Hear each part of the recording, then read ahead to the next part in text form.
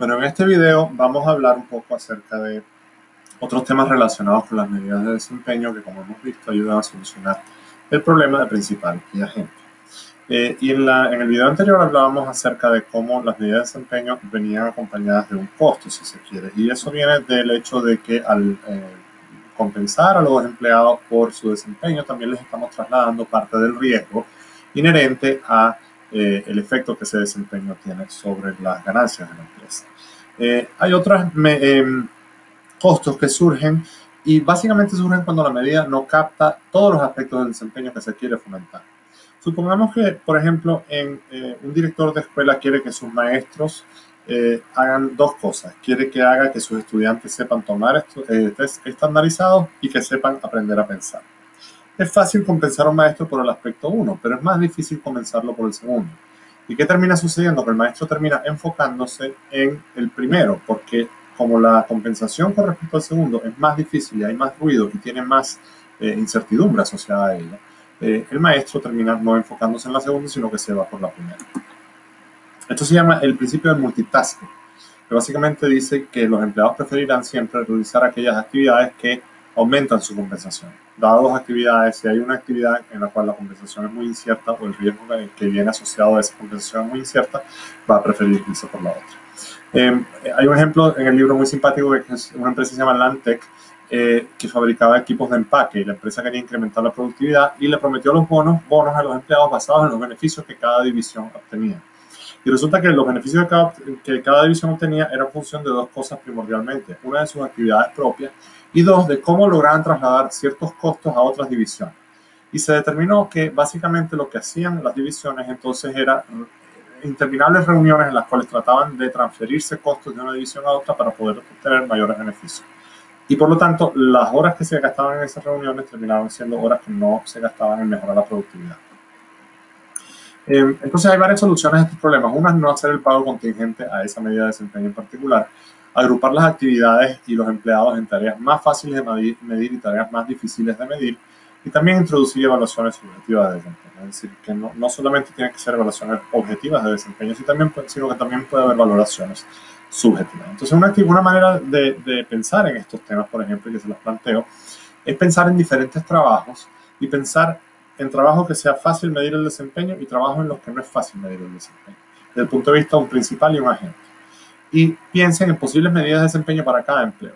Puede ser desde un carabinero, puede ser desde una empleada en una multitienda, puede ser de un gerente de marketing, puede ser de un director de orquesta musical, pueden ser cualquier empleado, desde un delantero de un equipo de fútbol, pasando por un médico.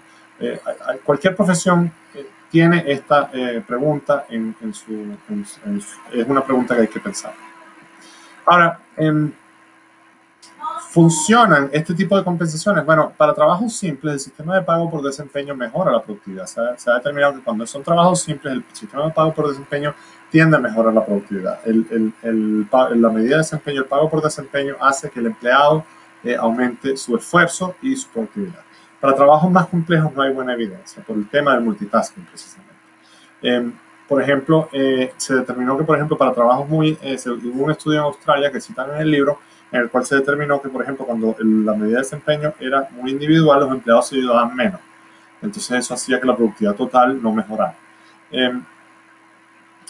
Por lo tanto, hay muchos ejemplos donde sí mejoran la productividad y hay muchos ejemplos donde no mejoran la productividad. Vamos a hablar un poco acerca de los incentivos. Los incentivos están asociados a la medida de desempeño. ¿Por qué? Porque yo quiero que la medida de desempeño traslade el incentivo correcto a la gente, y cosa que los incentivos de los agentes y los incentivos de los principales estén alineados. Ahora, ¿qué pasa? Por ejemplo, aquí en la universidad nosotros les damos a ustedes los incentivos para que ustedes realicen el esfuerzo. Y la compensación es el título que ustedes obtendrán, el cual les permitirá obtener ingresos mayores a los que obtendrían si no estudiasen o si no se graduasen.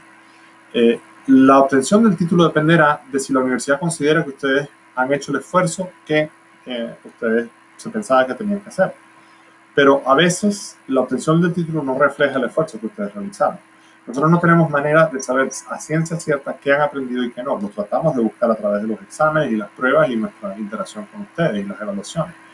Les damos el incentivo para aprender. Si estudian, podrán sacarse buenas notas y graduarse. Se supone que el aprendizaje ocurre si ustedes estudian lo suficiente. Pero en el fondo, el incentivo es hacia el estudio, no hacia el aprendizaje. Por lo tanto, el estudio termina siendo una manera indirecta de llegar a la medida que nosotros queremos llegar. Son aproximaciones. Entonces, en las empresas pasa lo mismo. Uno se enfrenta con unos incentivos que uno quiere fomentar en un agente y hay ciertos mecanismos que uno tiene para llegar a que ese incentivo se alinee con los incentivos principales, pero no siempre uno termina incentivando las cosas de forma correcta. ¿Qué tipo de incentivos existen? Bueno, existen los incentivos explícitos y esos incentivos explícitos son aquellos que pueden ser medidos por un tercero, por un juez, por un árbitro. Por ejemplo, incentivos en base a el número de kilos de uva que una temporera recoge en un día, por ejemplo. Eso podría ser un incentivo explícito. Y la medida de desempeño en ese sentido puede ser, incluye generalmente la medida de desempeño, pero generalmente son imperfectas. Cualquier contrato con incentivos explícitos que implique medidas de desempeño altamente subjetivas difícilmente podría ser fiscalizada. Por ejemplo, pongan ustedes que la medida de desempeño esté determinada por la calidad de un producto. Bueno, es una medida subjetiva y eso va a generar conflicto. También hay incentivos implícitos, en los cuales la medida de desempeño no es objetiva, es subjetiva. La compensación entonces depende de una apreciación subjetiva de la calidad del trabajo realizado por un empleado o de la información transmitida por el mismo. Y son aquellos que difícilmente podrían ser fiscalizados por un tercero. Por ejemplo, cuando hay incentivos implícitos, ¿qué mecanismos tienen los empleados para asegurarse de que la empresa cumpla el contrato y lo aplique de forma justa? Bueno, uno de ellos es la reputación de la empresa. Si una empresa utiliza incentivos implícitos, medidas subjetivas para evaluar a sus empleados, y resulta que esas medidas son aplicadas de una forma en la que los empleados consideran que es injusta, esa empresa va a ganar reputación como una empresa donde no es bueno trabajar, que no trata bien a sus empleados. ¿Ya? Esto ocurre mucho en la industria automotriz. Por ejemplo, los sindicatos automotrices, hay una promesa implícita de compartir beneficios cuando cambien las condiciones de mercado. Bueno, eso es algo muy subjetivo, porque ¿cuándo es el momento en el cual cambian las condiciones de mercado suficientemente como para que el sindicato obtenga unos beneficios? Eso depende de la empresa, pero obviamente la reputación de la empresa está en juego. Si la empresa no cumple con esa promesa un poco subjetiva, digamos que se enfrenta a un problema de reputación. Tipos de evaluaciones subjetivas, bueno, se mencionan 4, las revisiones de pares de 360 grados en las cuales el supervisor, los colegas, los subordinados dan información sobre el desempeño del empleado, la gerencia por sistemas de objetivos en la cual el empleado y el supervisor construyen un conjunto de metas y las revisan al final de un periodo, el sistema de ranking meritorio en el cual los supervisores dan a empleados puntajes numéricos, o también un ranking relativo. Por ejemplo, la empresa Sun Microsystems usaba 20-70-100. Si el empleado está en el 20% superior, en el 10% inferior o el 70% del medio. Generalmente lo que tienen en común es que todas estas evaluaciones se basan en la apreciación por parte de otros empleados de la empresa. Ahora, estos mecanismos de evaluación podrían exacerbar los problemas de agencia de una firma. Y quiero que piensen cómo un tipo de evaluación subjetiva puede exacerbar los problemas de agencia en una empresa. Por último, ¿qué hace que una medida de evaluación de desempeño sea buena? Que tenga una buena relación costo-beneficio. Yo no quiero que la medición del desempeño sea muy costosa de realizar. Y por otra parte, quiero que la medida de desempeño me proporcione mucha información. Que tenga poco ruido, que esté alineada con lo que yo quiero medir, con el esfuerzo, con la productividad, con la innovación. Que refleje las actividades que la empresa quiere que el empleado realice. Es decir, que la medida de desempeño está asociada a cosas que la empresa quiere que esa persona haga. Y que no refleje actividades que la empresa no quiere que el empleado realice. A la hora de determinar medidas de desempeño, la empresa tiene que determinar qué es lo que yo quiero que el empleado haga y qué es lo que no quiero que el empleado haga. Y quiero que mi medida de desempeño enfatice lo primero y evite lo segundo. Hay una manera también de incentivar, de trasladar los incentivos a los empleados y es a través de los torneos de ascenso. Y básicamente es lo siguiente, supongamos que los torneos de ascenso buscan que los empleados obtengan un ascenso en su jerarquía dentro de la compañía mediante una competencia, mediante un torneo. Y esos torneos lo que hacen es que trasladan el incentivo de generar ciertos beneficios para la empresa al empleado porque los empleados se van a ver beneficiados gracias a su ascenso de su esfuerzo que ellos realizan. El empleado básicamente va a maximizar esta función. E es el esfuerzo que el empleado va a realizar y CDE es el costo del esfuerzo. Mientras más esfuerzo realiza el empleado en su trabajo, más costoso va a ser desde un punto de vista personal para ese empleado.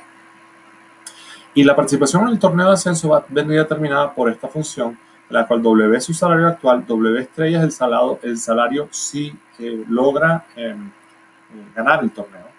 Y PD es la probabilidad de ganar el torneo. Por lo tanto, cuando esto sea mayor que 0, el empleado va a querer participar en el torneo. Es decir, cuando yo tenga un beneficio esperado de ganar el torneo, probabilidad por la diferencia en los sueldos, que supere el costo de realizar el esfuerzo de participar en ese torneo. Por ejemplo, a mí me gustaría quizás participar en el US Open, pero el costo para mí de participar en el US Open es mucho más alto que el beneficio probable que yo voy a obtener, dado que yo probablemente no voy a ganar el US Open si participo en el US Open, en parte porque estoy muy bien. Entonces, básicamente, el torneo de ascenso, para tú asegurarte que los empleados participen en tu torneo, tienes que asegurarte que esta función para los empleados sea positiva. Por lo tanto, tú quieres que la probabilidad sea lo suficientemente alta, quieres que la diferencia de salario sea lo suficientemente alta y quieres que el costo del esfuerzo sea lo suficientemente bajo. ¿Ya? Fíjense que, por ejemplo, en los torneos de ascenso, mientras más posibilidades de ascenso posterior existe, mayor diferencia de salarios van a haber. Y por lo tanto, la diferencia entre el salario actual y el salario que tú vas a tener si ganas el torneo no tiene que ser tan alta porque igual tú puedes seguir ascendiendo. Pero cuando tú tienes un torneo de ascenso para CEO, ya no hay más que seguir por encima de eso. Por lo tanto, los salarios de diferencia entre el nivel donde tú estás compitiendo, como supongamos los vicepresidentes, y el CEO, ese diferencial de salario se hace mayor. ¿Por qué? Porque una vez que tú llegas a CEO ya no puedes seguir subiendo. Por lo tanto, ese diferencial de salario tiene que ser grande para compensar al empleado por el costo de realizar el esfuerzo de participar en el torneo. Ventaja de los torneos de ascenso: esquiva las apreciaciones subjetivas de los supervisores. Es una medida relativa, por lo que cualquier efecto que pone alguno en desventaja se supone que queda controlado.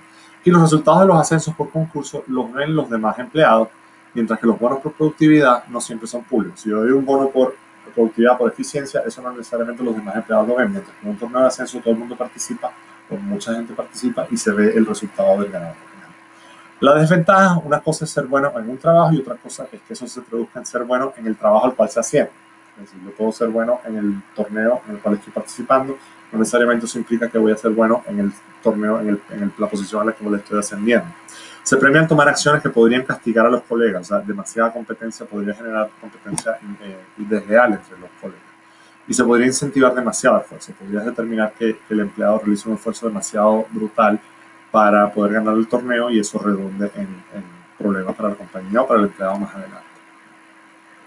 ¿Qué dicen los estudios? Bueno, los ascensos van acompañados de aumentos de salarios del orden del 5 al 7%. Se utilizan los torneos de ascenso junto con otros mecanismos. La diferencia de salarios aumenta a medida que aumenta el rango, que era lo que hablábamos antes. Por ejemplo, la diferencia de salario entre un CEO y un vicepresidente es mayor mientras más números de vicepresidentes haya. Y puedes aumentar el número de vacantes para aumentar la probabilidad de ganar. Por ejemplo, si tú tienes gerentes, tú puedes aumentar el número de vicepresidencias para aumentar la probabilidad de que tú, siendo un buen gerente, llegues a ser vicepresidente. Con esto terminamos estas consideraciones sobre medidas de desempeño y en clase lo que vamos a hacer es profundizar sobre estos temas mediante aplicación de ejercicios prácticos.